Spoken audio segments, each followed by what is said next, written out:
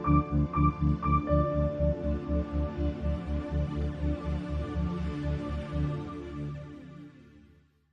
it's Greg Grunberg, Snap Wexley, and you are listening to 6th Scale Scavengers.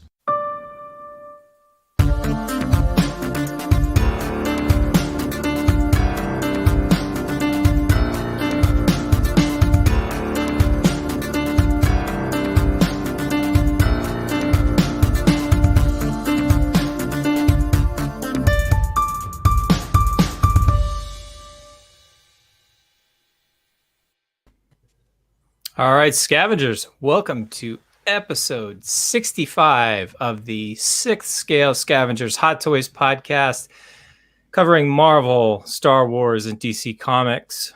I'm your host, Bryan Fontaine, joined as always with my good friends, Chris Letty and TC.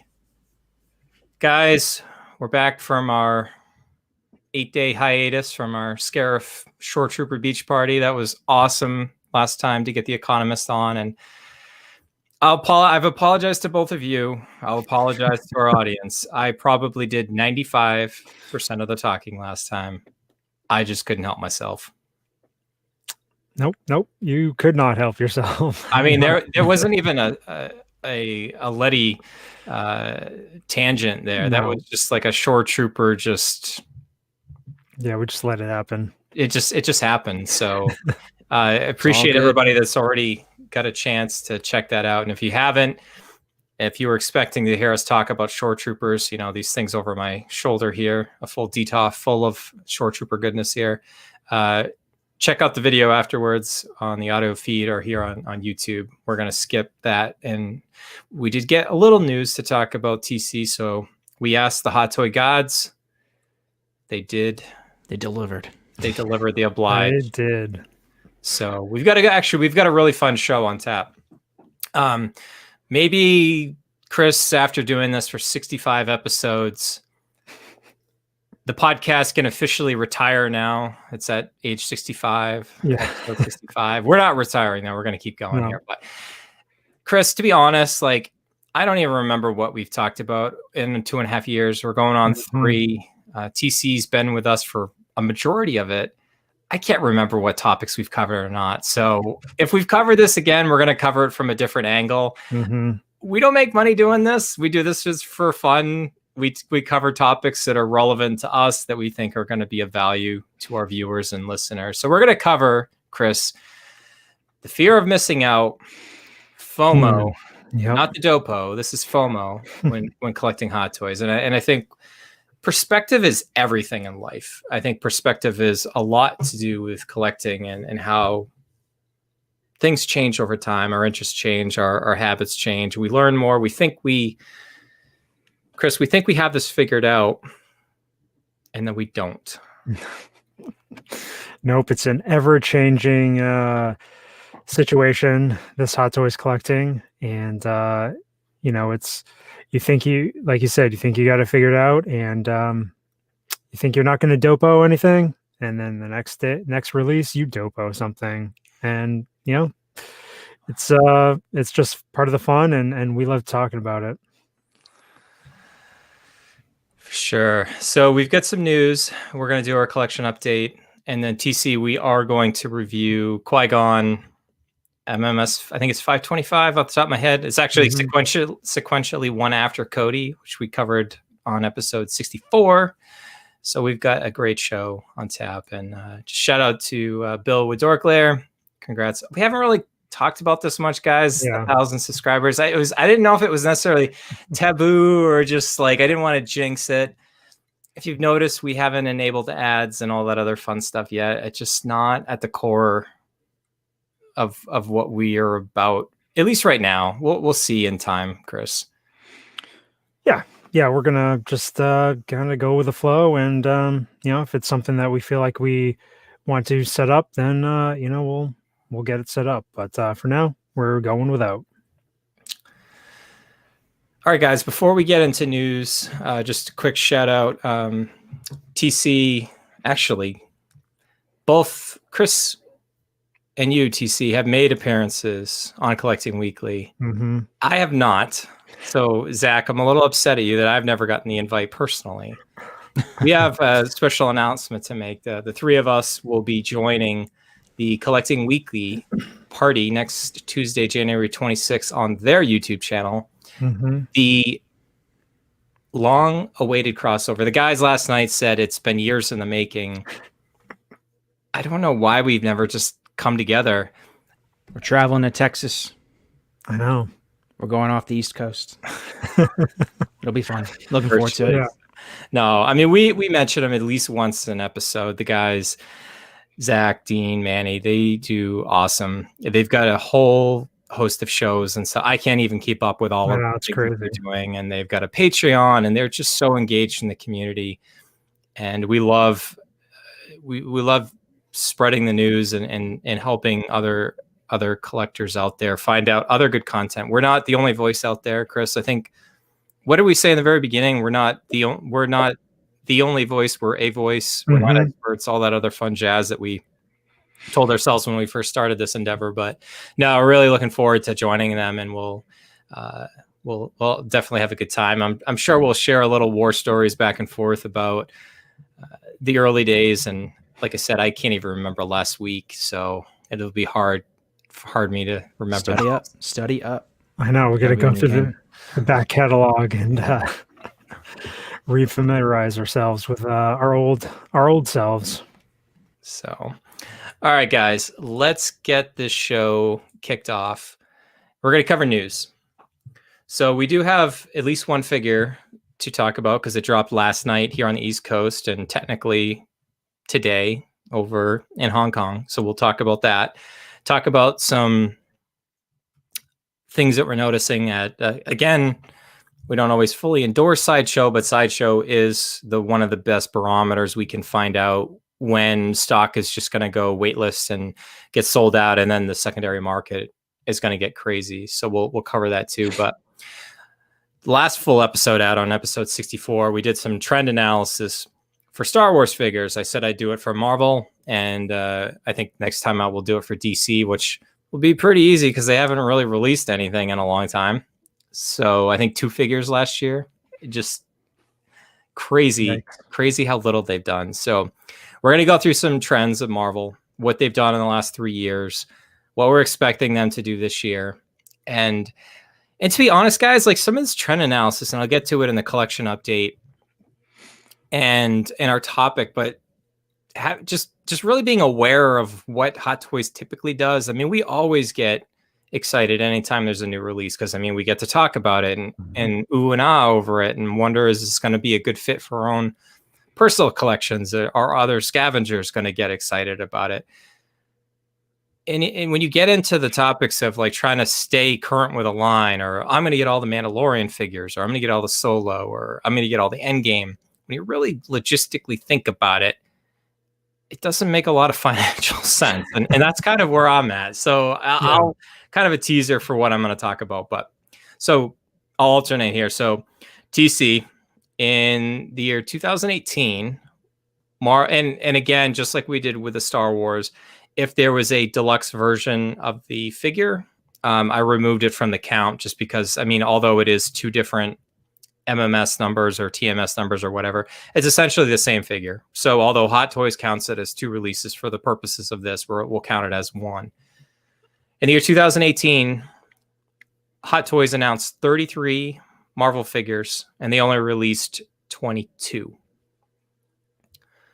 Chris, in the year 2019, Hot Toys announced 31 Marvel figures, really buoyed. And these are a little bit higher because of Endgame and Infinity War the year before.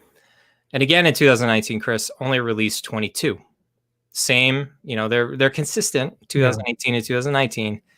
We get to last year, 2020, without any movies, without any new series. WandaVision just started last Friday here stateside and everywhere worldwide on Disney Plus. Only 21 figures announced, and a lot of those were like the video game figures. They did up their output even in a COVID year. They released 25 figures. So if we conservatively look at 2021 here, we're probably looking at 28 figures announced and probably 23 released. And that's just taking simple averages. Sure. 28 figures is a lot of, almost swore there. We don't swear here on the show. It's a lot of figures. And if you say, like, I'm a Marvel collector, I mean, what does that even mean? And I think that's where this trend analysis starts to come in, is because you say, I'm going to stay current or I'm going to get all these figures. Nobody in their right mind, Chris, can afford 28 figures in a year. Most common collector. I certainly can't. Yeah.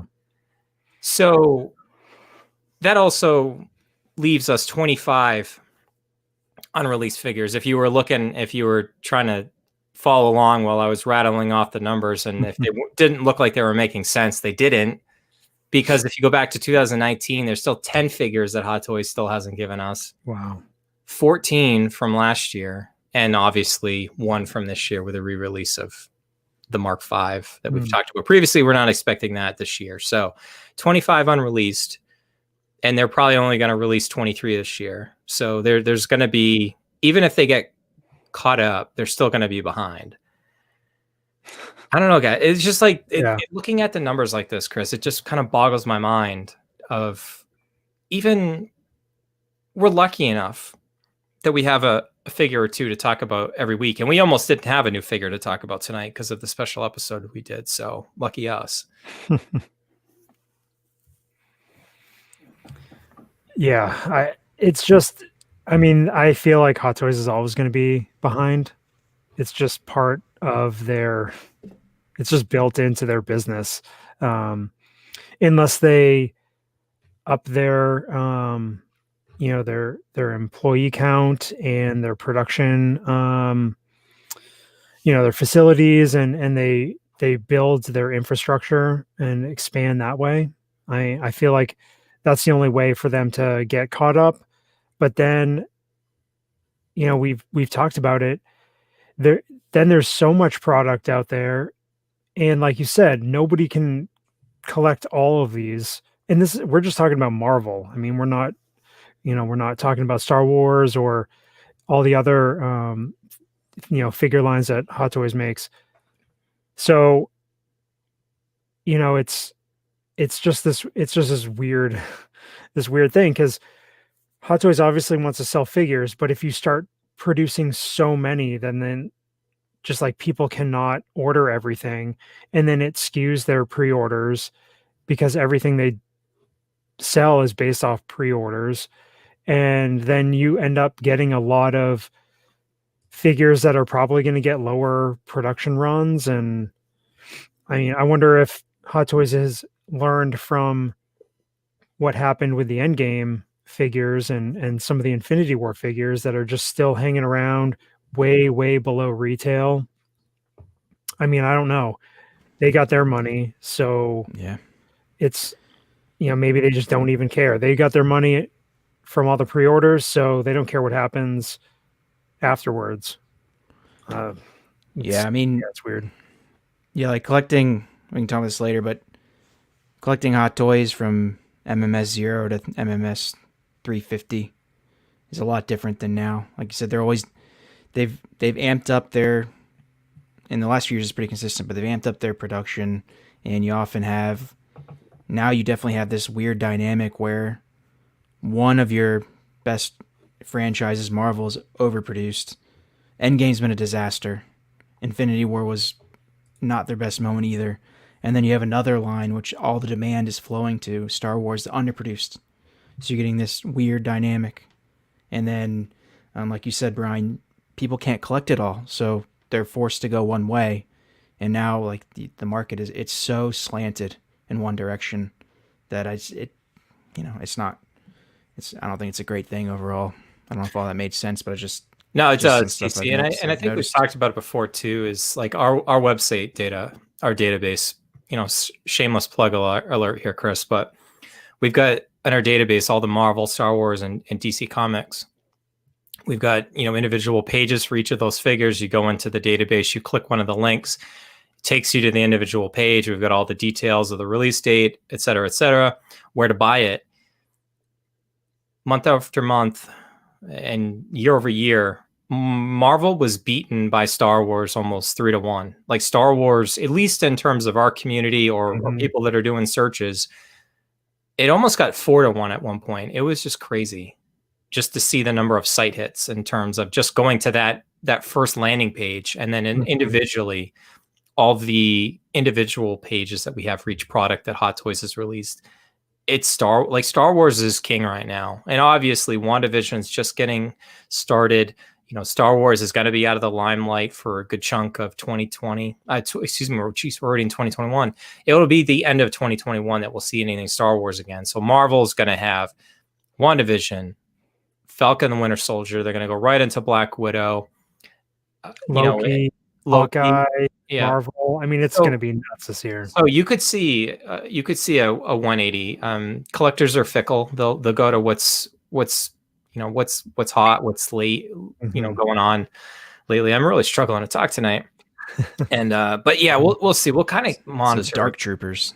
I keep looking at that shine on my second screen here, looking about. We're going to talk about those in a moment here, but I don't know. Just keep in mind, and I mean, it also applies to what we talked about with Star Wars. Again, even Star Wars releasing 16 figures in a year or announcing 16 figures in a year. That's a lot for a collector to keep up with in budget. And you just feel. I personally, just full disclosure, I started to feel really weighted down by the crushing thought of just all the pre-orders and not being able to maneuver or change.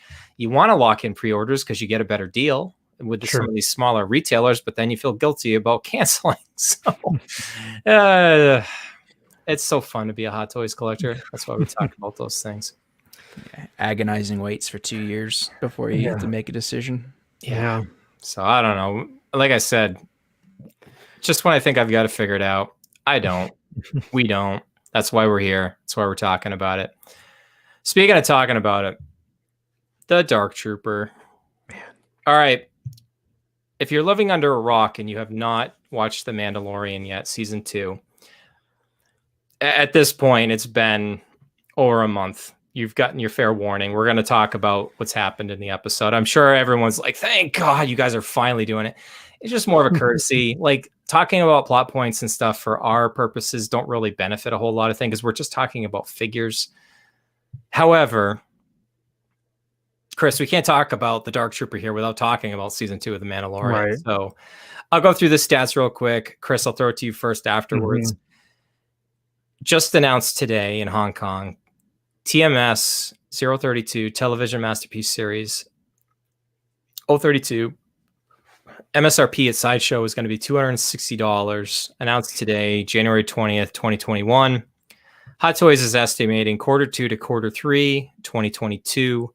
Sideshow is being a little bit more optimistic, saying April to June, 2022. We've got it on screen here, Chris. Talk about, I mean, just in Filoni we trust, in Favreau we trust. I mean, they are plucking things off the shelf from Legends and stuff and just making it relevant. I mean, this was from the Dark Forces video game and it's now canon. And I mean, it was great to see them on screen. I didn't know personally a lot about them ahead of time, but they just were a great addition, Chris, to the Star Wars universe. Yeah, absolutely. I love the the picking and choosing from Legends, the content from Star Wars prior to the Disney purchase of Lucasfilm. I mean, it's just seeing this figure on screen. It was basically a given that this would be a perfect figure to be made. Just getting a droid with a very menacing droid, and just the color scheme, it's just, man, and then obviously we've got this tease going on with a certain Jedi Knight with a black Jedi Master, in full force. And this is the type of thing that, again, we talk about it, these types of figure pairings and types of characters that, this is what Hot Toys collecting is all about.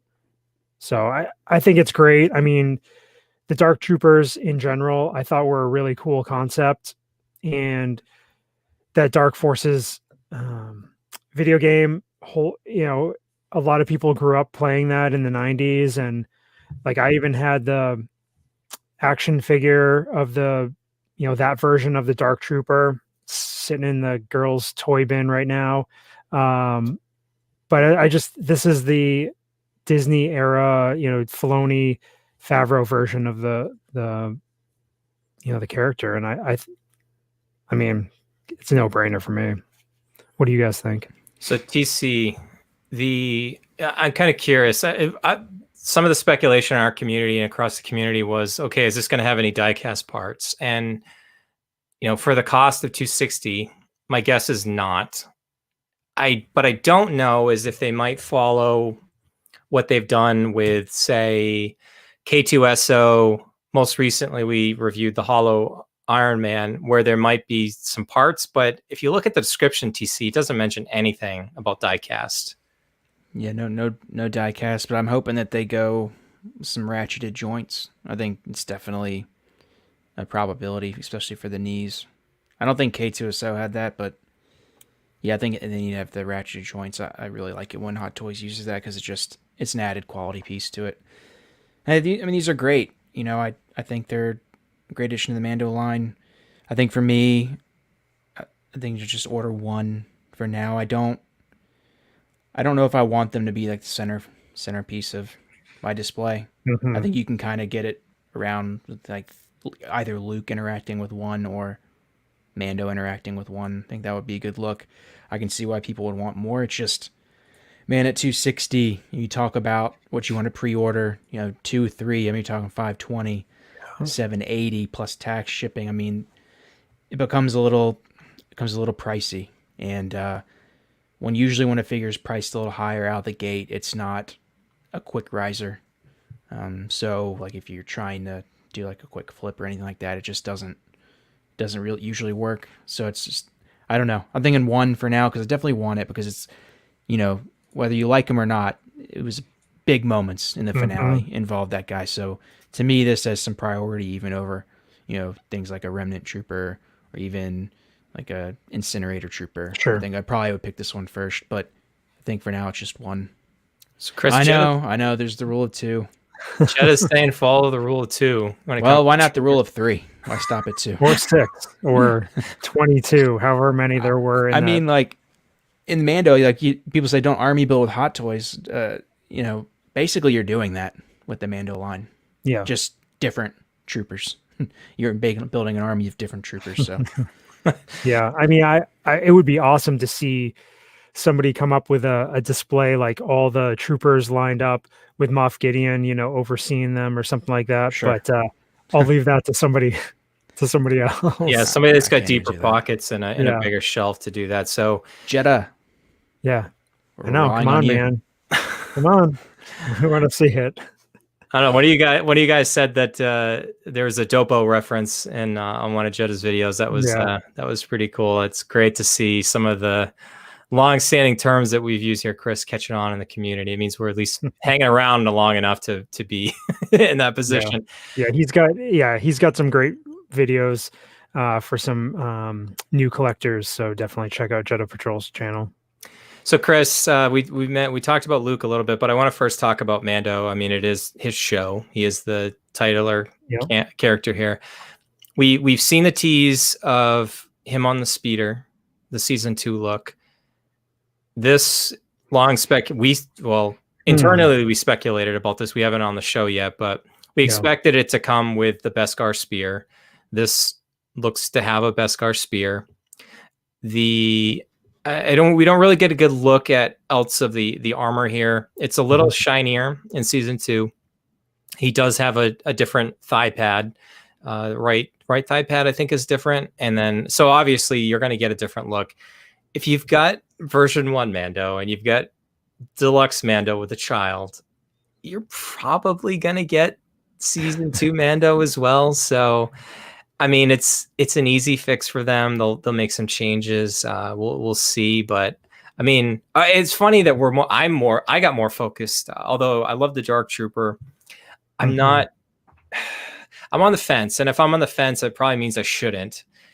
With my, newfound collecting knowledge that I've learned and forgotten Your 5 clarity. times over, my clarity that I'll forget tomorrow. I just don't know. I think we're definitely getting a season 2 Mando. They've teased it. He'll probably come with a DX or the speeder that he had at the beginning of season 2 on Tatooine there in the Marshall episode. 100% speculation here, but we are definitely getting a Mando Luke Skywalker. Like, lost my mind when we saw him. I actually was watching. I didn't expect it to be that big of a reveal. So I'm watching. I used to wake up semi early and watch the episode before my wife, and we'd watch it again in the evening before I started work for the day. And I didn't think anything of it. I was just like, I'll watch it on my iPad while I'm eating my breakfast and drinking coffee. And I just sat there, and this started to happen. I saw the X-Wing come in, and I'm just like, wow, they're really going to do this. I just sat there in disbelief. And I'm kind of jealous of people saying like they got very emotional about it, and it just brought back a lot of that childhood memory. Like, my reaction, Chris, was like, I just stood there in like total disbelief, and I couldn't even react. Like, we're definitely getting a reissue. We're going to get a Mando version. So the difference before I kick it over to you, Chris, sorry, I cut you off, but the main thing is it will probably be some sort of a kit bash between MMS 429 and MMS 516/517, 517 being the deluxe. The cloak that came with the original release 429 was brown. Obviously, in the Mando, it's clearly black. I know that there's a customizer already working on a wired black cape. Seeing this, I know our friend 6L Economist has already done like a market watch on this. I mean, the prices for Jedi Luke, any version, even the Endor version and stuff, have just gone silly stupid in the last month or so. Twice retail, 2.5x. I'm already seeing the eBay listings come down, the special offers of knocking $50 and $100 off. Like, people know what's coming. It's going to happen. Call my shot. Not really necessarily going too far on a limb here. like you said, he kind of said the value of those other figures is not because of the quality of those figures, it's because of what happened in the show. To me, those figures they're not that great. So the fact that this one's coming out, I think there's going to be at least some swing. Like, usually Star Wars, there's not really much of a swing once it's sold out. They usually don't have wild ups and downs because every piece has its place in the Star Wars universe. So you don't get that with Marvel. But I think you're going to see, like you said, Brian, they're going to come down because this is the one really people wanted. This is how many longtime fans have envisioned Luke. I don't have quite the same connection that a lot of other fans do to the character, but Luke Skywalker's great, and this is how people wanted to see him. They don't want to see him clowned. So this is going to be very popular, and definitely, like, if you're prioritizing, like, make sure you get things straight and decide what you want, because I think this is one that you're probably going to want to get. Yeah, I mean, Chris, when I'm looking at this, is as cool as the Dark Trooper is, like, am I going to prioritize it over season 2 Mando or another Luke Skywalker? I've got the 517 on my shelf, which the head sculpt on that, like, I think it's fantastic. I love the windswept hair look on that. Do I need another Luke Skywalker? No. I want one though. He is like that was my childhood favorite character. I'm sad in retrospect that I thought I didn't need all the Luke Skywalkers that I had at one point, because now it would be stupid to try to reacquire them. Like, stupid. Yeah, worst timing ever. It was cool. So TC mentioned it, Chris. So, like, this brought back a lot of the Luke Skywalker that we kind of wish we saw in the sequels, but I in hindsight, I don't necessarily. I know a lot of people have a problem with how they handle the character, but it is what it is.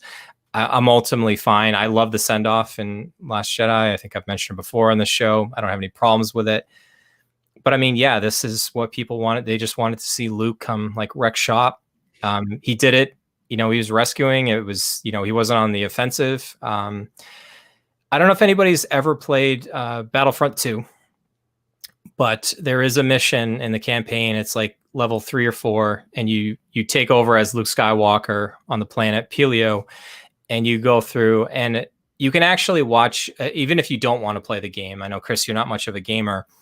There's a channel out there I like, Full Fat Videos, and they did a breakdown of the the level on the game, basically. But it's such a good snapshot of who Luke Skywalker is, and kind of compared him to like the Dalai Lama, and he's not trying to change anybody's mind. Go watch it. It's fantastic. I mean, it is Luke Skywalker. It's in a video game. A lot of people probably haven't seen it before, but it is the whole character. You see the rise and the fall. He became the legend. He bought into the legend. I don't know. I'm worried for Grogu. It feels weird to be talking about the episode, guys. We haven't talked about it forever. I know. Yeah. Well, I mean, obviously everybody this whole year is going to be full of speculation. What's going to happen? Are we even going to see, Baby Yoda, Grogu, much in season 3 of The Mandalorian? I know that it seems like the Luke will probably not have much of a role, if any. We might get a glimpse or something like that. Yeah, I don't think he'll come back. I think it was a one and done. Yeah. So, I mean, this is likely, the only Luke that we would get branded Mandalorian if and when it comes out. So for me, I mean, the temptation's there. The Economist was talking on his video, consider selling the Return of the Jedi Luke one. But like, for me, that's like my, that's my Luke Skywalker from Return of the Jedi. And even though I can make, some money on it, I don't really want to sell it, because I feel like that's going to represent that version of Luke Skywalker. This is several years later. It's in different context. So for me, like, I want to hold on to it. So it'll just be interesting to see how much longer we have to wait for this figure to potentially get released. I know Jeddah was talking about, the fact that we haven't seen some other characters like Cara Dune. You wonder, it's too bad we're not getting some of these figures with face sculpt. We've only gotten Moff Gideon from the Mando line. Will we see some of those figures this year? I think they'll come. I mean, if you guys think about it too, TC, they've got all year. They'll probably start to slowly backfill, some Empire figures and some prequel figures, and Clone War. They have so much to draw on now. Mm-hmm. And if they're going to release, give or take 17 figures in a year, you got to draw the line somewhere, and you're going to have to pick and choose what's most important to you. So I think, again, and we'll get into it later on, main characters, that's where I get the FOMO the most. On secondary characters and just cool looking things that, like, yeah, it looks cool on the shelf, but does it have that same emotional tie for me? Time will be told. Trooper at this point, but the fact that he was in those were in such a cool scene with one of my favorite Star Wars characters. We'll see. Yeah, I mean, the thing is with like a Luke figure, his figures, except for the last one, the 429 figure was produced in numbers I don't even know. I mean, maybe they rivaled like an Iron Man because it just sat for the long. They couldn't get rid of it. Free shipping, $20 off, and free shipping for your worldwide shipping. But I definitely wouldn't get rid of the Endor Luke for this one, especially if you have that Jedi attachment. Even though, look, I don't think it's the best figure, but it's a key figure for Return of the Jedi. Like if you have that deluxe version, it's like no brainer. You should keep it. The only way I would ever sell it is if you're confident. If you're really confident in a deluxe Luke Jedi being released with the speeder, once they bring out the Mando speeder with the Scout Trooper. Because isn't that the same speeder that was used in Jedi? Or is it a little different color? Different color. Different color, same speeder. Yeah. So to me, that tells me they're going to bring out a Luke eventually with that speeder 2 years down the line, but three Yeah, years I mean the down the line. 517, the alternate head sculpt, the one where he's not grinning like this. It's good. It's not bad. I think it's really good, and I think the hair. So that it's worth. Obviously now, if you had a time machine, it'd be worth going back and getting the 517 instead of the 516. Yeah, I regret not getting the 517. Oh, The 517. Time be told. That's how we call figures. I guess now. apparently I'm taunting Jeddah with my my Lenovo Shoretrooper back there. I just gotta put my head under it. It look like I'm wearing it. I know, right? All right, let's we talked probably more about Mando and Luke than we did about the Dark Trooper, but we're still on track with the schedule, the rest of the show here. Keeping on the Mando train here, TC, obviously our figure of the year in the year 2020, the OG Mandalorian TMMS525 is sold out at Sideshow. Yeah. It's gone. It went waitlist last week and came back, then went waitlist again. Didn't even go to waitlist full, I don't think. Maybe for like 10 minutes. And then just went sold out. So, I mean, unless something happens with another round of them, another batch, I mean, keep looking now. You're going to run into problems real quick with that figure. It just jumped $100 immediately. Insane. Really 125, and it's climbing. Auction, and the thing is, too. Not just like buy it now. Yeah, I mean, like 243, really good value for what it is. I know it's you don't get the Grogu, but the quality is there. It's not a $243 figure. It's closer to 300 in my opinion, just overall quality. Popularity of the character, there is really no limit until you start getting into the 500s. I think it could hit 500 in 2 months. What would stop it? I mean, there's really nothing that would stop it. The version 2-3 Mando won't be around for a long time, and they're just now shipping the Beskar version and does not stopping the demand of it. Now, it was sat there for a little bit. Yeah. The opportunity was there. It's not like it was gone. But Again, just watch out for that. Chris, one thing we can learn from this, and we'll probably forget it the day after, is even if it sits there and it's a main character, I think for Star Wars, I think Marvel, this doesn't apply to, because you're going to get multiple different versions of Marvel characters. And they just, like, getting a Captain America or an Iron Man isn't what it used to be, because there's just so many out there. But you can learn from Anakin. You can learn from Luke Skywalker. Eventually, Chris, people come back to these main characters, and you have every opportunity in the world to get them. And then you kick yourself afterwards, like this guy is right now. That see guy. it. Yeah, right. I know this guy right up here. Yeah, so it is that there's something with Star Wars that those main characters, like iconic versions, once they sell out from the main retailers,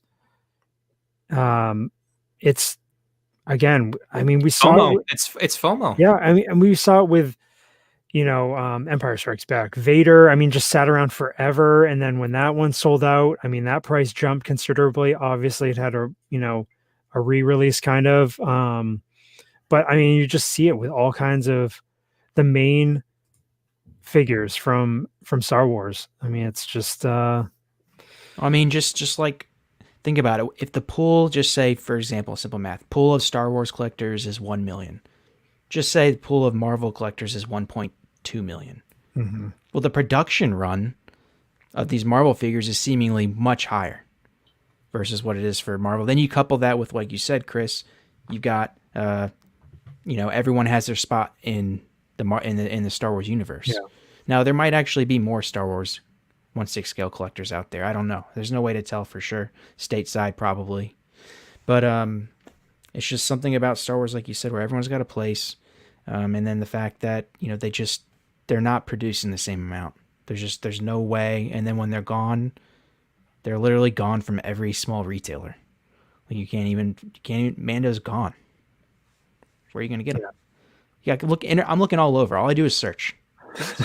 He's not around. right. That's what we love about you, TC. You are like You're finding the honey holes and stuff. you find the stuff that I'm like, good gosh, how did you do that? And you just it's a hobby within a hobby. It's awesome.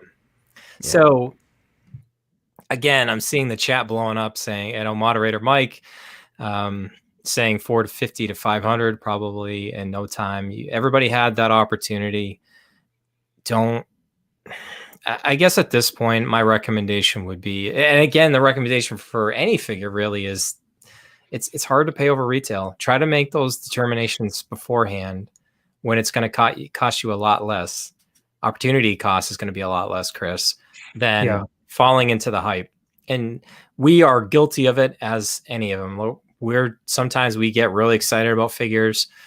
We appreciate our community, the rest of the collecting community out there. The fact that 93 people want to watch us right now just blows my mind. I'll take it. Yeah, this is fun. I love to. Like I said, when we hit record, like I would talk to the two of you, even if 0 people were watching, we'd have the same conversation. So that's the fun part about this. Hold on.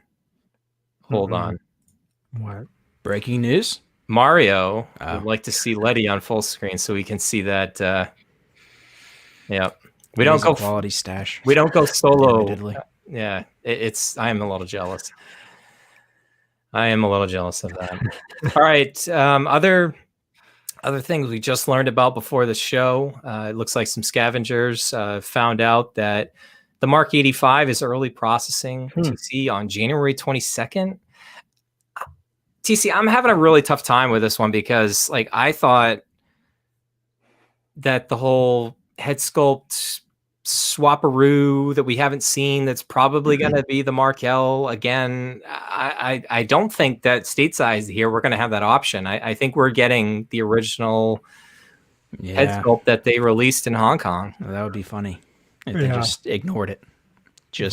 Ignored. I don't know. I mean, it's pretty much answers some of the questions of like when you think Hot Toys sends their batch overseas. So I guess when they release something in Hong Kong, I guess at a very similar time frame, they're sending stuff on a boat to California. So I mean, that answers that. Maybe they have the original sculpt. Definitely, there's no way that they've got the new one in the box. Now maybe they'll eventually have a program in place, but I was thinking about it if they just let it go. Yeah. Just leave people hanging. It was a dumb move. They shouldn't have done what they did. No. They should have just weathered the storm and let it go away. It's a bad precedent, like you said, Bryan, and looking back, way overblown. And I just need to move forward. And I would just ignore. Just say whatever. Screw it. Yeah, I mean, Chris, our friend Scott with Parker Files reviewed the Mark 85. Yeah. I don't see any issue with head sculpt whatsoever. Yeah, certain angles it doesn't look like Robert Downey Jr., but I don't display any of my Iron Man. You can see my Hulkbuster over my, your right, my left. I don't have any of my Iron Man die-cast figures displayed with the head sculpt on. Yeah, I don't really have a problem with it. I mean, yeah, like you said, there are definitely some angles where it's like, nope, that doesn't quite work. But again, I mean, I was kind of in the camp where I wanted that head sculpt that didn't look quite right. I didn't want another Mark 50 or whatever head sculpt. So yeah, James is saying in Shanghai they're selling it as is. So I think we're going to get it. I mean, I was expecting. I have it on order with Stevens Collectibles. I actually thought, budget-wise, I've got money set aside for it. I was expecting with the delays, instead of it being like in the February timeframe or March, that it was going to be more like June. Same. I'll just switch it back. No big deal. Yeah. All right. And lastly, again, moderator Mike, we appreciate Mike so much out there mixing it up in the live chat right here on YouTube. Noticed this evening that Commander Cody is now in stock at Sideshow. It's no longer pre-order. I'm seeing some horror story guys about Sideshow at this point sending out previously open figures and selling them as new. It's happening and enough that I'm kind of concerned. There's this one poor guy in Tashi Station's group that's gotten like tried 8 different times to get a different Cody, and every time he gets one that's already been opened or damaged. And I don't know, like if people keep returning them, like, and it's pretty clear too that it's not the original shipper. Like none of the foam is in the figure. Like the wraps are off. It's hard for me because it feels like hearsay because I've never had it happen to me before. Knock on wood. I don't know. And again, we talked about it when we reviewed the figure. I mean, you got the shoulder. You kind of have to like shove it up in there so it's in the joint, and then you can kind of move it around. I think people aren't giving it that extra, to reset the shoulder. Yeah. Most figures aren't like that. So and they're not. Yeah. I don't know if the body is like a cheaper body. I don't know. It reminds me of the Luke body in Endor. I took, because when I was doing like my mod for Tony Stark, I used the body on 429, since we're using the numbers like that, on 429, and it has a butterfly joint where like the shoulder joint can go out and in, up and around, and I think it's like that body. It's not cheaper, but it's just, I can see where if there's a flaw, it could cause real issues because it's kind of finicky as it is. So that's unfortunate. And if you're Sideshow, if you can't ship out a figure in the original shipper box as the official distributor, you don't even pack it out. You shouldn't sell it. Yeah. You should have the relationship with Hot Toys to send back stuff that's not functional. I mean, if they're really willing to keep you as the official distributor, you should have that say. And I don't know why they try and do that. You already make enough profit. So it's disappointing when you hear stuff like that. Hasn't happened to me, but it sucks. Yeah, I know. We have heard other stories. I think it was last year, somebody received a Darth Maul that had like mildew inside the box, and it didn't have the original shipper. And it was just like, what the heck is going on here? But I mean, Sideshow, I mean, they do work with people. I mean, so most of the time you can get a replacement or, some money towards your rewards or whatever. But I don't know. It stinks. Like, I can't even believe the amount of Codys. Like, I got 2 of them and both of them were fine. So mine probably would have been, I think the one I got, I think most people were returning. I was able to fix it and I was just fine with it.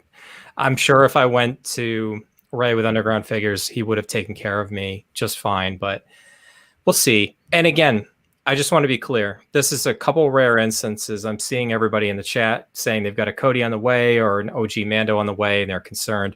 Not meant to raise alarm. Just be diligent. If something looks off, you have every, these things cost so much money.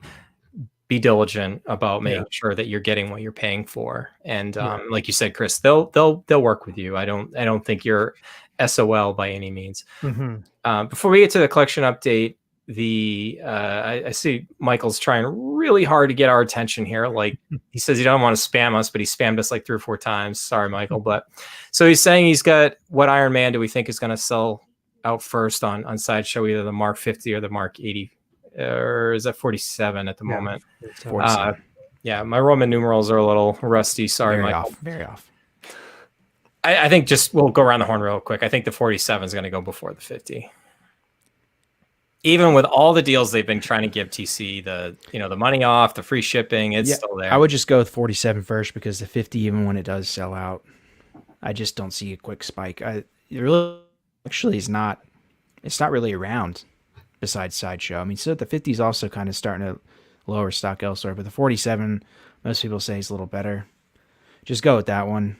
It's to me, it's probably has a lot lower production run, a little safer to pay it first. Yeah, I agree. KG Collector is saying that he made a YouTube video about the shoulder process and found that the actual body has a loose screw inside the butterfly joint. That would make perfect sense. Obviously, to get at that, you'd probably have to take off all the armor, take off the undersuit and stuff to get at it. So there's recourse, to hopefully fix that. So cool. All right. That is news. And we found a way to talk 50 minutes, and gosh, moderator duties fail this evening for me, guys. So going off the rails here. Going off the rails. Let's get us back on track. collection updates. Scavengers seem to like this. So we'll go through here. TC, we'll go with you first. Okay. And this kind of will pair in with what we're talking about later, but I think I'm always kind of, changing things up as well. And honestly, I'm not really happy with like where some of the Iron Man stuff is going, like where Hot Toys is doing what they're doing from a business standpoint. So I'm selling a few of them, selling the Mark 6, selling the Mark 4, the Mark 2, and the Mark 46.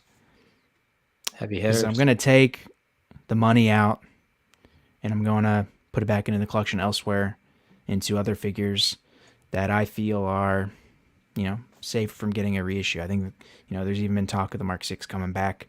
The Mark 5 might be coming out sooner. We'll see. I mean, it makes sense because there's been rumors of the War Machine Mark 1, so they might want to pair the Mark 6, so we'll see what happens with that. But just something that could happen. But so I'm selling those 4.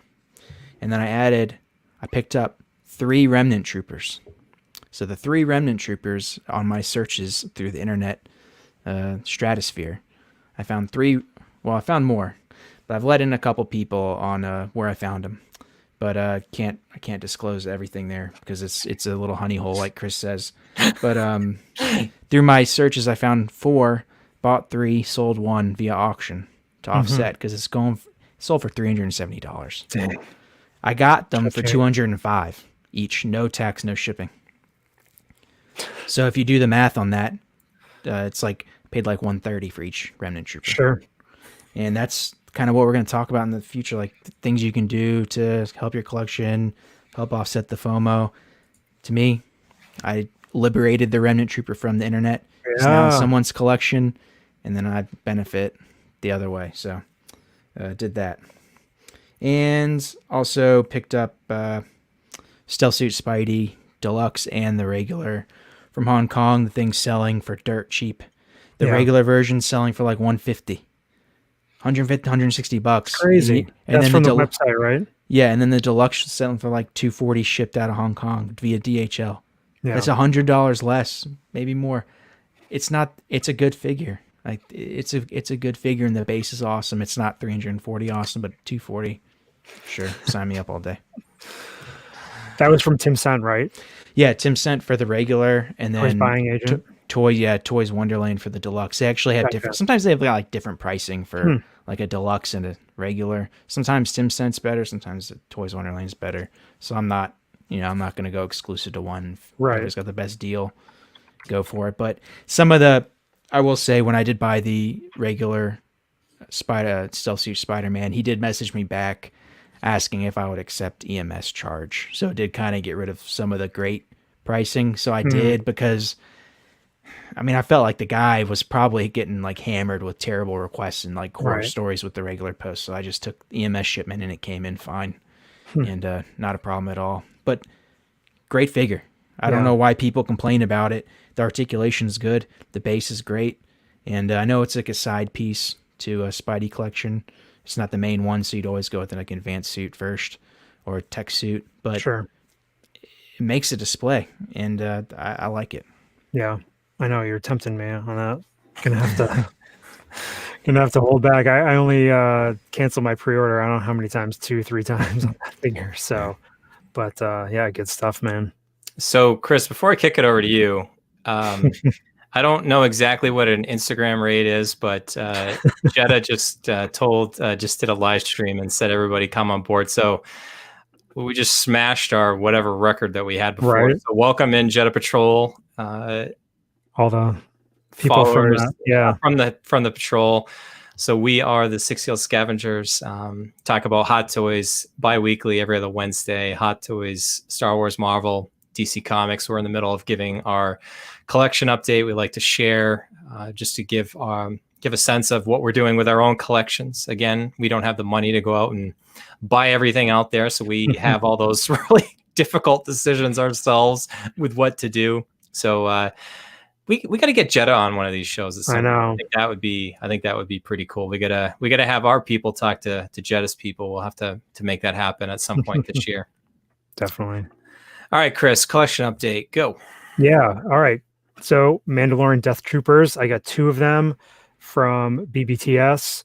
And so those arrived. Probably should unbox those. They're still sealed up. Just tonight, right before we recorded, I unboxed Gamora from Guardians of the Galaxy 2, finally, 9,000 years later. And I also got Ant-Man. Got both of those from Sideshow. And actually, the Paul Rudd head sculpt, it's not as bad in person. So that was fun opening up those figures. And then I decided to sell my additional Captain Marvel body that I had picked up. I sold that to Scott from Parker Files. I'm sure he's going to come up with something cool in his Modulcase display. I also, Bryan will probably talk about this in his collection update. I did absorb his pre-order for Endgame Captain Marvel at Underground Figures. So I was going to add that at some point, and he was changing gears as usual. And so You're not wrong. Yeah, snagged that from him. So, Ray didn't lose a pre-order there. And then speaking of Ray from Underground Figures, I did Dopo to Dark Troopers today. So day 1 pre-order, had to lock them in because Ray has such good pricing. So yeah, that's my story, and I'm sticking to it. All right. How about you, Bryan? Oh, what man. What kind of epicness have I been up to? So since the last time we did an update on this episode 64, I said I had a couple of figures on sale. I've let go 10 figures in 2 weeks. My eBay sales are just through the roof here. Thriving. Well, I don't know if thriving is a good word. Some of them have done well, some of them not. But I mean, to be honest, and this ties into our topic we're going to talk about in a little bit with kind of the fear of missing out, the FOMO, what impact that has on our decisions. Sometimes we make good decisions because of it. We trust our instincts. Other times we fret and make the wrong decisions and we regret it later. So been doing a lot of soul searching recently, trying to get a sense of what is the amount of figures that I have in my collection that'll be enjoyable for me. I had a stack of figures. It sounds like a good problem to have, but I had like 4 or 5 figures just stacked up next to my desk here. Just didn't have the time to unbox. I wanted to make sure that I was in the right mood so I can enjoy it. It just led to days and days and days of just not doing anything. And I finally broke the dam, started setting some of those up. But with the Modulcases, and you can't see, they're off to my right, your left, trying to find out what's a good amount of display space. And I really just want to appreciate the ones that I have and like, and not just think about, okay, what's the next new one that I want? And to be honest, guys, I mentioned it when we were doing the news update, but some of that trend analysis really hit home for me to know, like, okay, even if I say, okay, I want to collect all the Star Wars figures coming out, it could be like between 17 and 20 in a year. I mean, you're talking like 2 per month. Do the math yourself, Scavengers. And I mean, that's just, it's just not sustainable. And to try to keep doing this collecting thing over and over and hopefully do this for many years, just trying to just get out from under the weight of all the pre-orders. I feel guilty because some of them are with Underground Figures. Both of you guys have been nice enough to kind of absorb some of my pre-orders. So like you said, they don't lose the spot. Some of the ones I have on pre-order are actually sold out at some of the places. So I think they might be even desirable. I may make them kind of available and see what happens there. But I'll talk more. I mean, I could keep going on and on about this, but just trying to figure out why I want to collect and what I want to collect. And just, I go through these little phases every couple months, and it's just, I keep coming back to the same things. It should tell me that's probably really what I should do. So out the door, Doctor Strange from Infinity War, Civil War Winter Soldier, Civil War Falcon, a Remnant Stormtrooper, the Death Trooper from Mandalorian, Endgame Black Widow, Incinerator Stormtrooper, Iron Spider, Endgame Hawkeye, and in the process of Infinity War Thor. And then I've got Infinity War Machine and Rocket that I'd probably let go for a scavenger deal, and you can just get those for really cheap under retail at this point. So we'll see. Creating space, and it's just like all the figures I had in pre-order, it's just like seeing what I had to set aside every month to make this sustainable, and every time there's something new coming out, it's like you're weighing that it's like a Venn diagram between budget, space, and what's on the way, and there's 6 scale collecting for you. It's just crazy. In addition to that, I'm deciding to, obviously you can see that I'm letting out my pipe dream of trying to have like an endgame Infinity Saga display for Avengers. I'm just going to have Iron Man and Cap basically left over. Let my Hulk go from Big Bad Toy Store, and probably going to let another 6 pre-orders or so go. I just pretty clear that I'm not going to be able to sustain keeping up with the Mando line.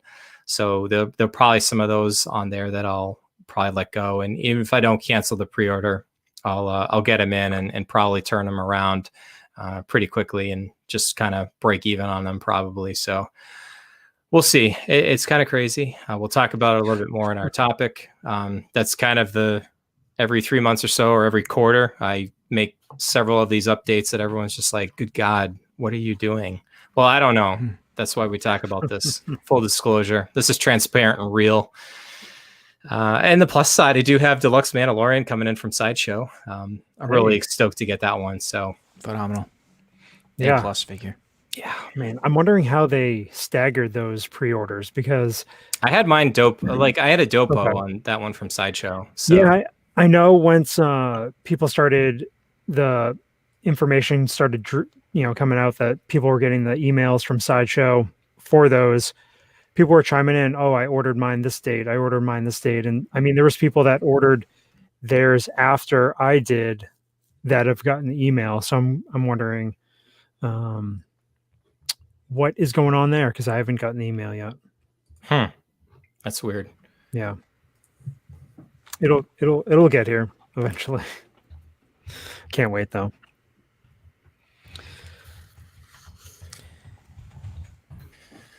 So, man, the chat is blown up. Yeah, I know. It's record. I mean, just the record just keeps going up. 137 people watching. Wow. Pretty amazing. Thanks, Jeddah. I know, Jeddah. Patrol. Yeah. Cap and the Avengers are surging into the stream.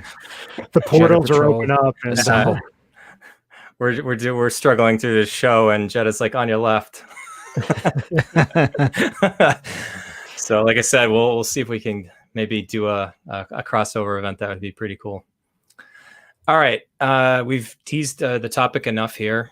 We still have to review Qui-Gon Jinn MMS525 before the end of the show. We're at the 1 hour mark. We usually go for about another 30 minutes. I think we can easily still adhere to our normal agenda. I'll see if I can get my head in the game here to moderate this. So, FOMO, fear of missing out. We've talked about it. It's pretty much my collection update there. It's all driven by that. We see these new figures, guys. They get dropped. We get excited. You've got community of hot toy collectors. Hot toy collectors are a different breed.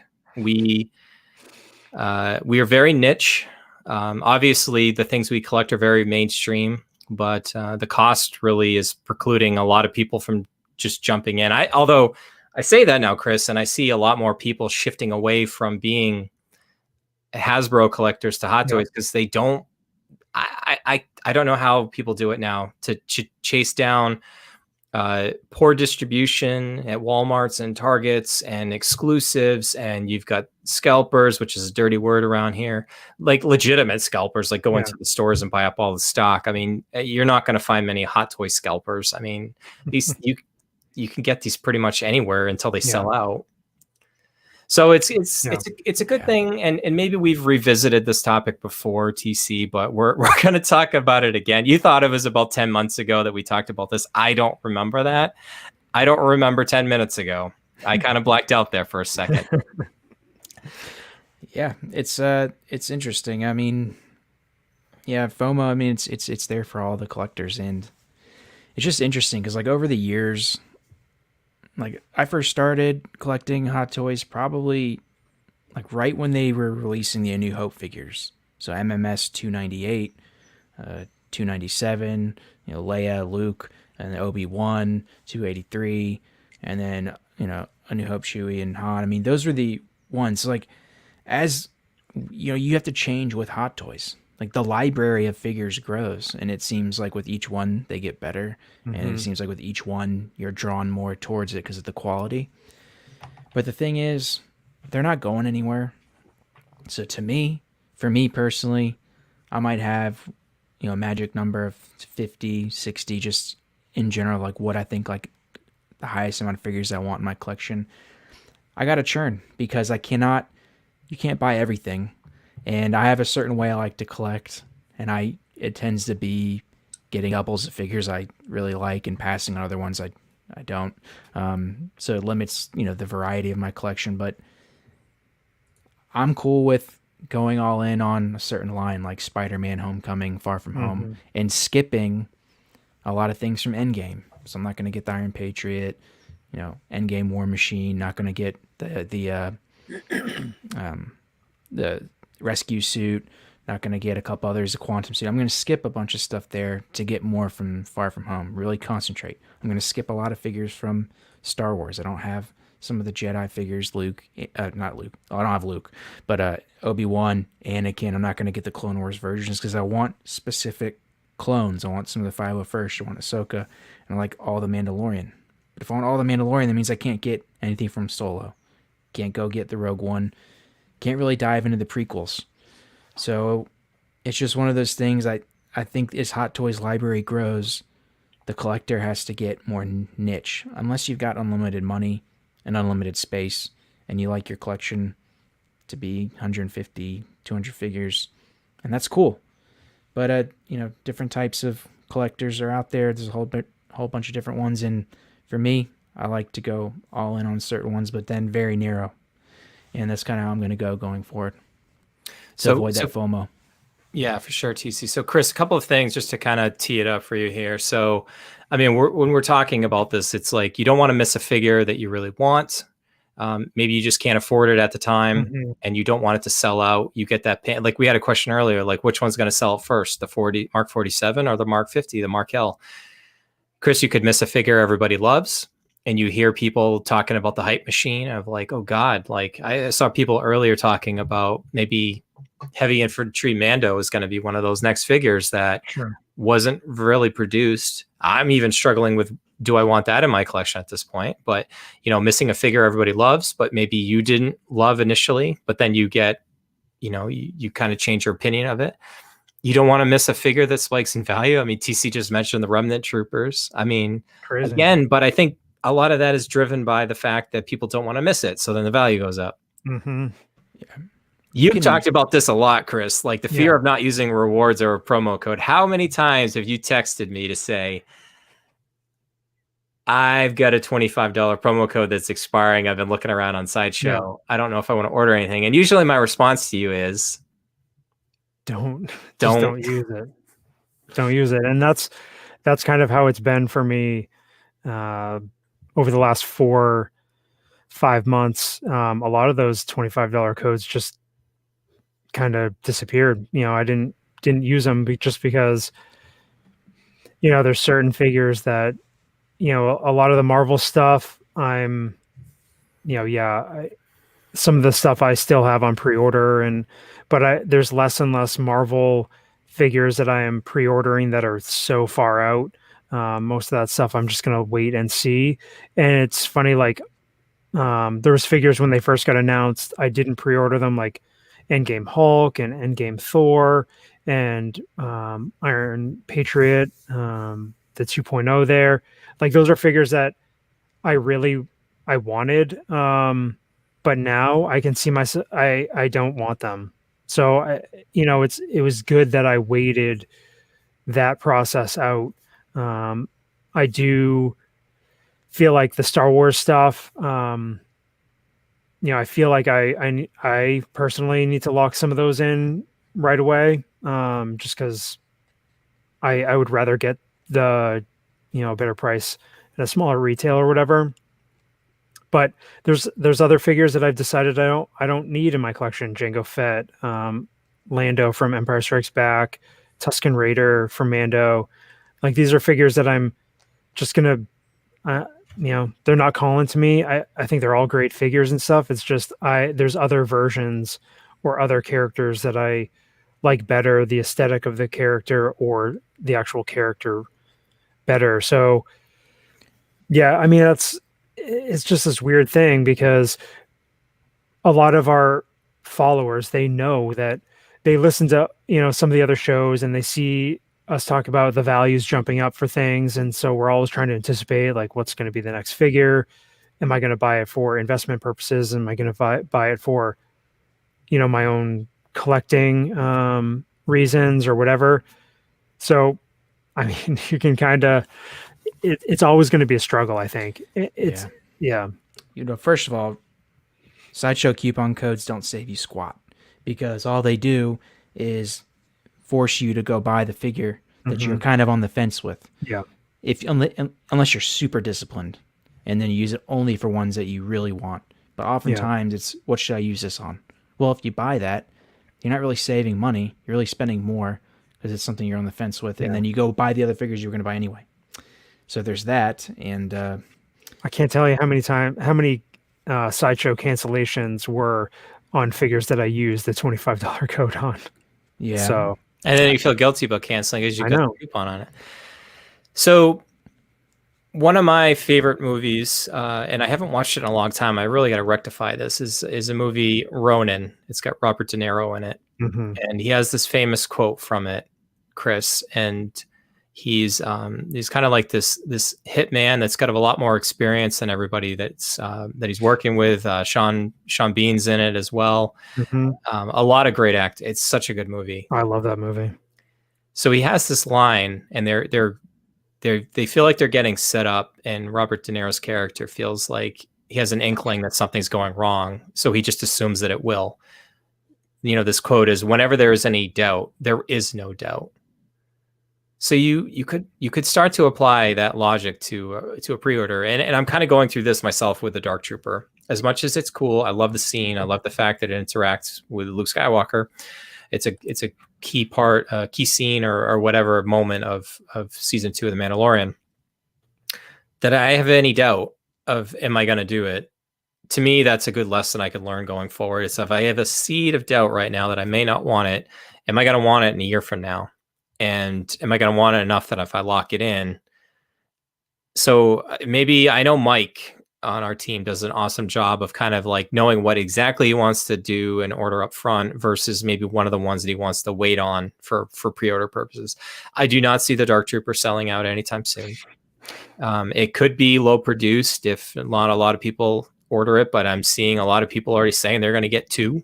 So at least, so I think it'll be well produced, and the secondary market should be pretty soft initially for it.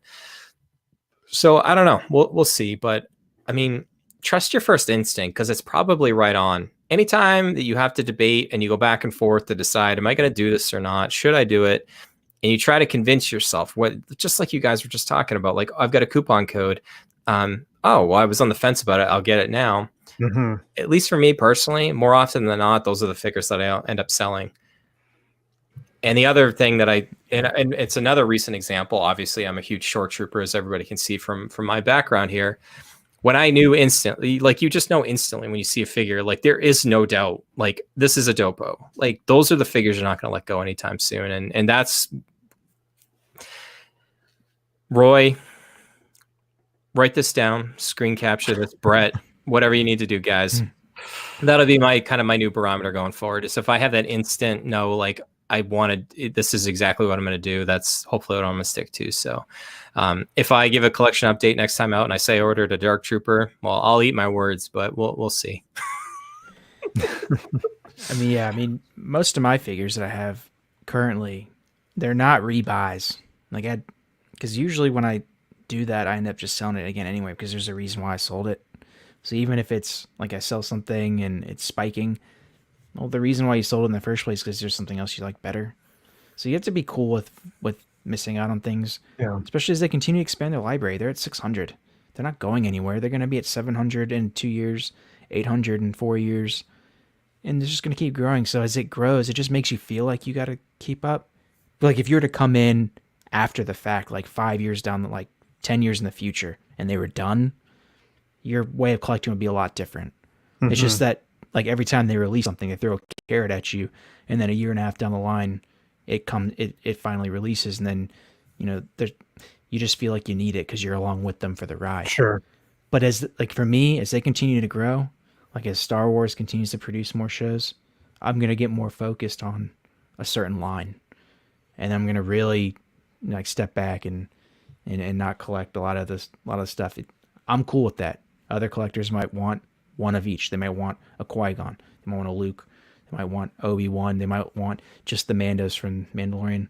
I'm just going to be niche in my own way, and because I don't think there's another way for me to do it. It's just how I collect, and it's going to have to continue to shape as Hot Toys grows, because from 600 to 700, I can't get all of them. I can't get half of them, probably a quarter.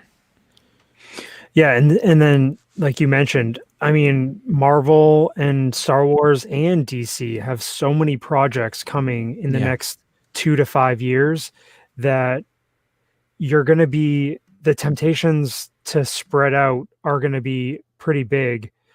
If Hot Toys makes something for every property, like if they make at least one Wanda, or Wanda, Scarlet Witch, and Vision from that show, Bucky and Falcon, if they make a new Loki, if they make a new Hawkeye, and then it's just going to be insane how many figures there are, and then it's like, which one do you want to get, your favorite version of it, or do you want to get the newest version, or is it so don't be afraid like TC does. He churns, here's the thing. Churn his collection, and that's like, to me, that's like dangerous for if you're like a Marvel fan, because if they continue to have these projects and just continue to release things like Loki, all right, well, they just put out the Endgame Loki. Yeah.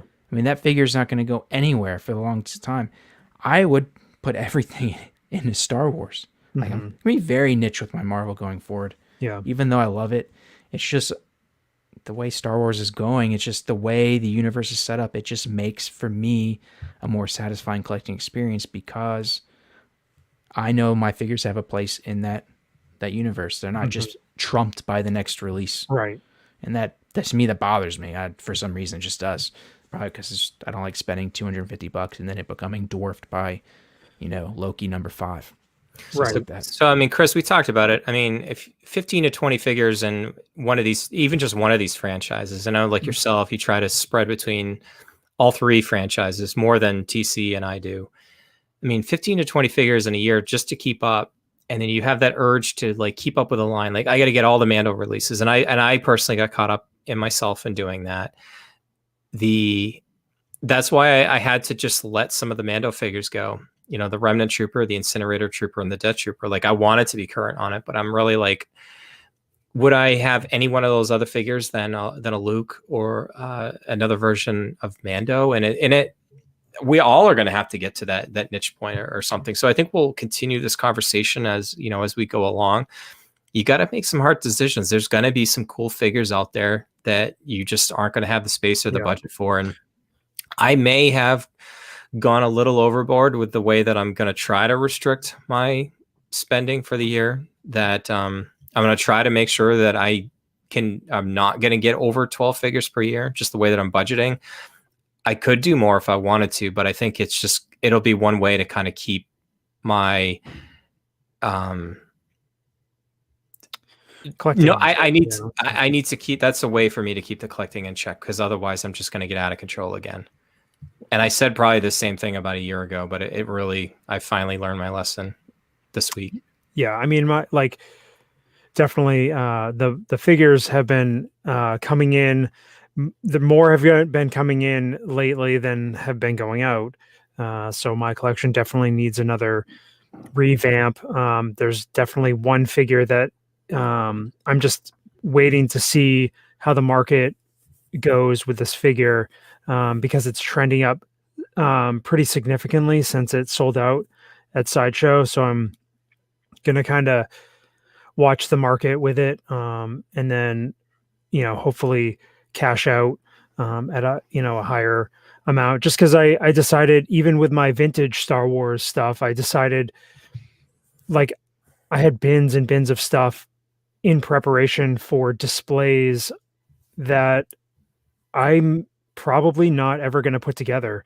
So I decided I was going to purge all my vintage Boba Fett stuff, box Slave 1s and different things. So, just shifting gears and, there's a figure that I was going to have in that display that I decided I don't need, as cool as it is, it's just not going to fit the collection. So like we always say, we start out with the fear of missing out. So we buy all these figures. But on the flip side, like TC was talking about, you got to rotate, you got to look at the bottom 10%, bottom third, whatever of your collection and say, all right, do I really need those figures? Do I really want those figures? Do they fit my collection? Can I use those figures as currency to buy figures that I either really want in the future or stash that money for, figures that are going to be releasing soon? The thing is, when you sell a figure and you drop it off at the post office, you don't feel any different. It's not like you're like devastated. I've never been devastated when I sold something. Now I might sometimes regret, like I sometimes do regret things that I have sold. Like when I originally sold the Mark 47 to make, I made like double what I bought it for. It did hurt after a while because it was such a sought after figure, but those are rare instances. And now that there's so many new ones, it's just, these are really cool, but I'm not gonna crush myself for not having a specific one anymore. It's just, there's just too many. There's too many of them for me to feel that attachment to one figure. So I'm starting to change how I do things. I'm not afraid to move stuff out, but at the same time, I'd like to be more focused on finite things that I know there's not an end to the tunnel per se, but it can be somewhat complete with like carving out a small little piece to the Hot Toys pie. I mean, Chris, TC is the most reasonable scavenger. He certainly is. I am the least reasonable scavenger on this panel. Anyway, I feel like this might be dovetailing into maybe a topic we can come out next time. I'm starting to really just feel like the whole market value of figures is just kind of it's just a result of us all talking about these things and thinking that things are going up and down and stuff like that. They're not. I mean, there's only a finite supply of some of these figures out there, but I mean, it's very rare for a figure to go 2x, and usually there's other circumstances about hype, about a show coming out or something like that gets new collectors in. Yeah, like TC said, I think that's another good thing too. Like very rarely, I might regret and say like, why did I do this? Because I want to rebuy it. I really did want it in the collection.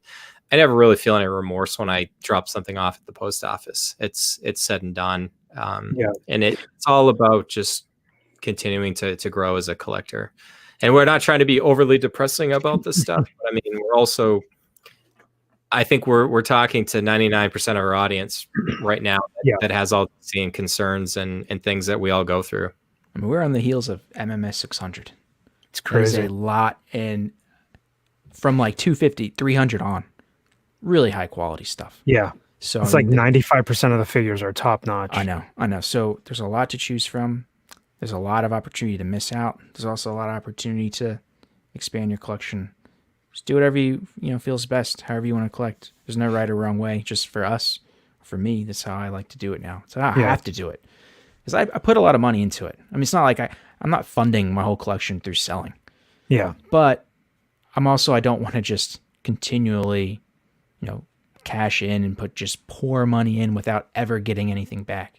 So I'm cool with cycling. Yeah. Yeah. Sometimes it's not if I've sold the figure, it's not that I really miss that figure, but sometimes if I've sold the figure like too soon, like while it's still in stock, and then it sells out like the Remnant Trooper and then it like shoots up. I mean, that's kind of when I get some regret of selling too soon.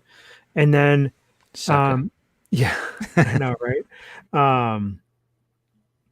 So, I mean, and then there's also missing the boat of waiting too long to sell. And then it's, like I could have sold the Mark V at the beginning of December and made 2.5 times what I paid originally.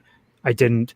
I dragged my butt, and I'm keeping it. And then there's also things like, you buy some figures and you just decide I'm never going to get my money back just because the market is so saturated. If you just want to just be done with it and just like, whatever, I'm going to take a loss on this one, but I'm probably going to make it up on something else. So there's lots of things that go into like either fear of missing out or fear of, selling too soon, selling too late, whatever.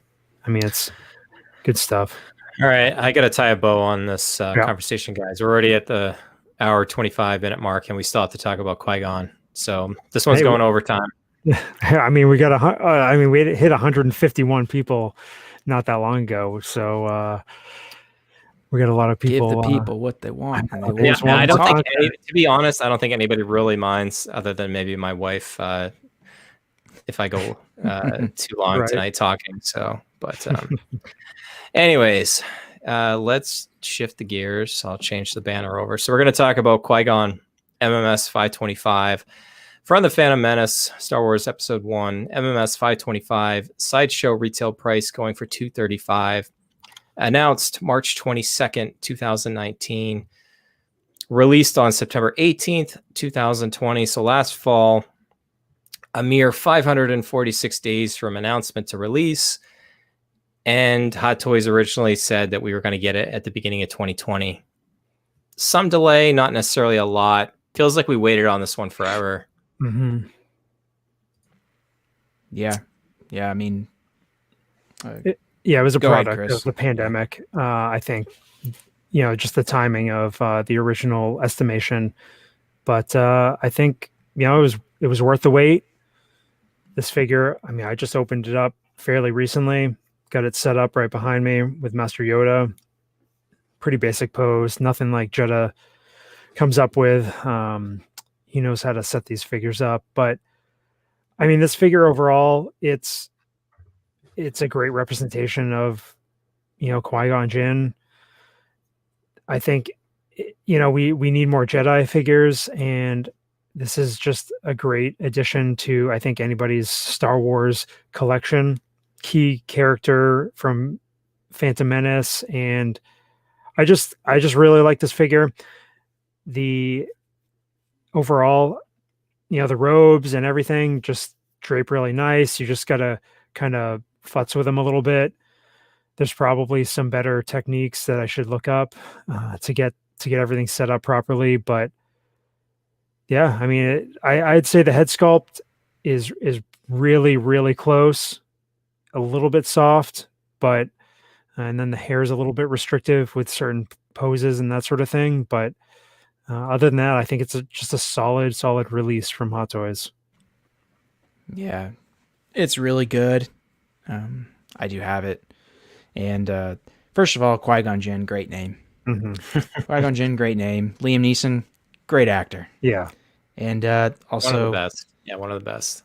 I mean, look how they've come so far from A New Hope Luke to this with the tailoring. Yeah. The ratcheted knees. It just, okay, it's very high quality. I don't want to hear about the sculpt from people complaining about it, like hating it. Because it may not be a 10 out of 10, but it's a solid 8.59 out of 10 in my opinion.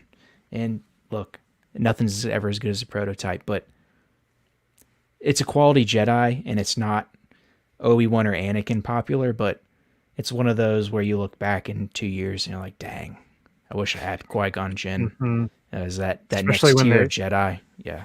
Especially when they release Padawan Obi-Wan from Episode 1. Yeah. After this is sold out. Very well could, and it's one that it'll always be below like that Obi-Wan or Anakin from Revenge of the Sith in people's rankings, but it'll always have a special spot just because it's, first Jedi from the first of the Lucas films. So I think great figure. To me, it's awesome. Yeah, I'll agree. I definitely agree with a lot of the things you said. So for me growing up, and this probably is sacrilegious to admit, for some reason or another, Chris, I never got a chance to go see, obviously I was too young to see any of the original Star Wars movies in the theater. I was, I think, just shy of 1 year old when Return of the Jedi was in theaters.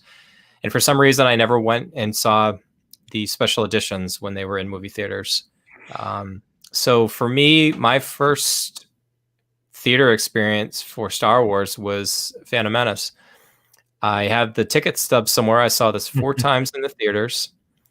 I happened to work at a grocery store at the time, and we had all of the, you can just imagine at the time, all the, like the Pepsi and Dorito products and everything. And this stuff was everywhere. The store I worked at was across the street from a Borders bookstore, and I used to go over on lunch and just try to gobble up any of the books or anything that related to this. So like for me, like I know a lot of people don't care for the Phantom Menace, but this is always going to have like a kind of a special place in my heart. And I just loved Qui-Gon at the time, and this was a no-brainer to have in the collection. Agree a lot with the one thing is, and you can kind of see it on the photos that we're showing here on screen. I think with the sculpted hair that kind of comes forward, it's a little restrictive, like TC said. I think that this head sculpt, I agree, is a little soft. Still, when you look up at the shelf, it's definitely Qui-Gon. The tailoring and stuff is great. At least the robe that I have, the Jedi robe, it doesn't drape that well at the bottom. So I kind of have my my mouse cursor here on the screen, kind of showing like where I want it to drape down. It doesn't stay that well. I don't know if it's just the way that it was in the box for so long. So I know Roy's said to try to use like the wider technique to wet it to shape it and stuff. I don't know if I'm that nervous. And I know I just saw Pops join in. He's given his public service announcement of wash your Qui-Gon robes. I guess apparently this one has a lot of a dye in it that if you just kind of there's a bunch of forum techniques out there. If you put a little laundry detergent, a little bowl of water, I guess Hot Toys uses a lot of extra dye, so you can kind of get it out and have it dry so that it won't bleed into the robes underneath. I don't know that would ever really happen.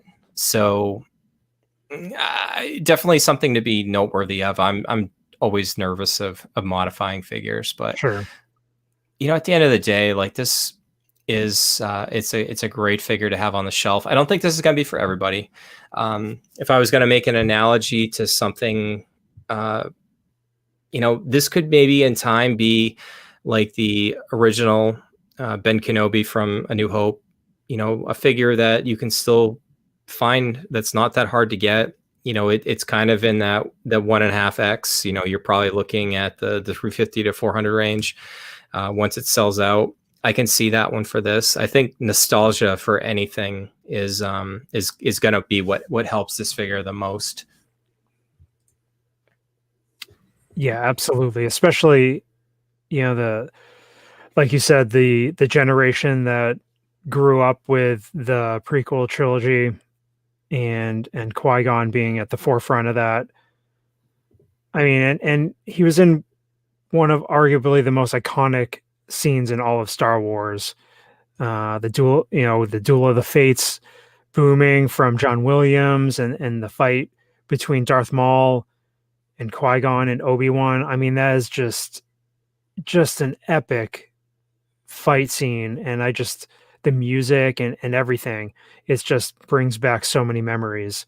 I've seen that in the theaters, and then, rewatching it in 4K on, Disney Plus. And it's just one of the more redeeming parts of the the prequel trilogy. So, and then I love this scene on the screen here with the Force Ghost Qui-Gon talking to Revenge of the Sith Obi-Wan. I mean, it's not quite canon to be specific, but it's still pretty neat picture. He's also got a ridiculously cool hilt. I love that hilt. Yeah, it's a great lightsaber. Do you guys notice one thing about it too? Is and I think it noticed it too on one of the most recent the Darth Vader figures. It seems like the lightsaber blade was a little bit thicker than some of the other ones have been in the past. Did you guys notice that, or if it was just the one that I had? Well, now that you say it, I think so. It might just be. Yeah, compared to the Darth Maul, it's definitely there is it is thicker towards the end of the lightsaber. So I don't know if this might be a change going forward, just something to kind of monitor. But I know we're kind of running long here, so I think we can. I think we've said all we need to say. I kind of wish this one ranked a little bit higher in our 2020 Figure of the Year rankings. It can't remember if it was in the top 10 or not, but it was awfully close. I think also a lot of people may have just passed on it because they're, as much as people love the prequels, there's still plenty of people out there that think they're absolute trash. So, and I don't get that, but it's an opinion people have. Yeah, I mean, I guess if you don't have the Phantom Menace Darth Maul, you could, like, I have him paired with Yoda or whatever, but he doesn't have a ton of friends to hang out with if you don't have one of those other ones. But maybe down the line we'll get something to go with him. I hope so. I mean, come on, we need Jar Jar Binks, we need young Anakin, we need, it's there's plenty Padawan Kenobi is my I would think that would be number one. So I mean, great figure, glad I got him. And it's we'll see if he gets any friends down the line. All right, this will be a little bit of a deep cut here, Chris, but I'll start with you, then go to TC. We're going to go with how many Nubian hyperdrives is Qui-Gon Jinn? I'm not going to try to be Watto. So. We'll leave that up to Dean from Collecting Weekly. I'll have to ask him about that next week. Yeah, right. For me, 4.5. I think it's not perfect, but it's a great representation of the character. A couple things could have been tightened up, but yeah, man. What's up, Economist? You're late. We didn't start at 9 Eastern here. Yeah, so 4.5 out of it for me. Yeah, he's saying 135 people is a lot. Well, I think he missed it when we had 151. This is when people start to tune out. So yeah. All right, TC, how many Nubian hyperdrives? Nubian hyperdrives. You know what, man? If you were to ask me what I'd rather have in my collection, Cody or this, it would be unanimously this figure. I think it's I think it's, based on my experience with Cody, better made. Now it's simpler. It's not as flashy as the clone. There's not as many people it can hang out with, but I don't know. I've had Obi-Wan and Anakin. Those are amazing figures too, but this one, I think they've just tweaked it even more. And I think it's just quality all around. And to me, it's a 5. It's a 5 out of 5. Head sculpt might be a tad soft, but what are we talking here? We're talking about a 6 scale figure. It's not going to be the prototype. It's a 5 out of 5 for me, and I hope we get. The only other prequel figure I have is Yoda, so that'll be my pairing. But I hope that we would get another one. Yoda was a Christmas gift, so that one I always keep close to my heart. But this is a great pairing to me, and just so good how they've improved the Jedi figures. Underrated, criminally underrated. Yeah. Really good figure. I'll split the difference between both of you. I'll go 4.75 Nubian hyperdrives here for a lot of the same reasons. And again, this is more of a nostalgia rating for me than anything. So I think I'd agree with a lot of the sentiments that you guys said. And, I again, even if it is a really good figure, only get this if it's going to mean something to you. Yeah. I mean, that at the end of the day is what collecting's all about. It's the memories when I've said it before, Chris, when you look at something on the shelf and you're reminded of either where you were at the time or who you were with or just the memories of that thing. I mean, like you and I speak very fondly of Return of the Jedi a lot of the time. It's no secret to anybody. So, and for me, this, like I said, this movie kind of holds a special place for me as a Star Wars fan, even if it isn't the best film or not a lot of people like it. I like it. And, for that reason, it's definitely a keeper in my collection. So 4.75 Nubian hyperdrives. Well, I will find you. Yeah, he has a specific set of skills. I will find you. I watched The Marksman this weekend. Oh yeah, Pretty good. Yeah, I'm just glad there's a Liam Neeson figure. I know. It's what's so cool about it. Partially, it's not just Qui-Gon. Yeah, none of those Great actor. third-party Raza Ghul figures that are floating around everywhere. Right. We don't talk about third-party here. Only Hot Toys. All right, closing thoughts, guys. What a great show. Great topic. Hopefully everybody got a kick out of it, and hopefully we're able to help people. Shout out again to Jetta to bringing his patrol. I mean, hitting an all-time smashed a record for live people. I think 151 I counted at one point. So hopefully we did enough to keep you guys coming back for more. We record live here on YouTube every other Wednesday, talking Hot Toys and what we're doing with our own collections, news, figure reviews, topic that we think will help collectors out there. So we do have our website, 6scalescavengers.com, where we have our checklist and database for Marvel, Star Wars, DC Comics, Hot Toys, with links to individual pages and where you can find more information about the figures. We have our TeePublic store. We're on Facebook, Instagram, and Twitter. The audio podcast is on Apple Podcast, Amazon Music, Google Play, Spotify, Stitcher, and 6scalescavengers.libsyn.com. You want to grab that RSS feed and throw it into your podcast catcher of choice. Subscribe to our friend Parker Files on YouTube, the official Marvel Hot Toys video reviewer of 6 Scavengers. We mentioned his Mark 85 video. Heard a little rumor here, Chris, that we're looking at Why is Gamora this Friday tentatively. So we're really looking forward to getting Scott's take on a long-awaited figure. Just about 900 days from announcement to release, but it's Crazy counting, but we are. And then just a quick shout out, Chris, here to a new, probably not new person in the community, but somebody starting out their own endeavor. So the 6 Scale Cantina, as we mentioned earlier, market values of eBay listings. Looks like he's going to start tracking those, and good luck to him with that. Yeah, absolutely. Another resource, another content creator. And it's always more information is always a good thing. So thanks again, Jetta, for sending people over here.